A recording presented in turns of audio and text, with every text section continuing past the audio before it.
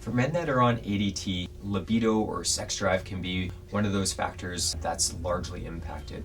This is mainly because testosterone is one of these hormones that's also a social hormone. So it's underlying a lot of our actions, the way we think, the way we feel, the way our physiology works. And the lack thereof, testosterone, has a significant impact in the way we perceive sexual activity and sexual interest. Testosterone acts multiple places in our body. We often think of it associated with muscle growth and all of our masculine features, but it also acts in the brain in multiple locations and is largely tied to how we think sexually and feel sexually. It's really common for men to discuss with me after going on hormone therapy that their sex drive is really low and their libido is low. We tend to break this down and think about it as a cognitive or a thinking type of libido and sex drive, and a more visceral or feeling type of libido or sex drive.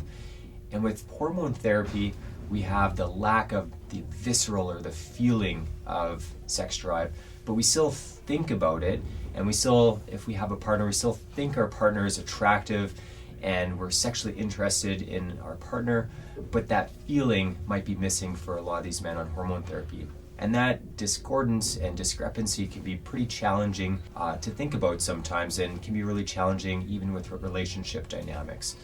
So in these scenarios, I often recommend bring it back to the communication point and really communicate this with your partner, communicate it with your healthcare professional and a counselor if you have access to one. This is the initial starting point to ensure everybody's on the same page and there's no misinterpretations of why your sex drive is lower. And it's not the fact that you find your partner less attractive, it's a physiologic event associated with your treatment. Some of the things to potentially overcome this beyond communication might be mindfulness. There's been studies showing that this can be very helpful. So staying present, staying in the moment, and focusing on the experience with the other person. Another form to help with sexual interest and intimacy is the use of touch and contact, soft massage, multiple other methods along these lines of engaging in physical intimacy that aren't necessarily starting with perhaps more routine forms of sexual intercourse.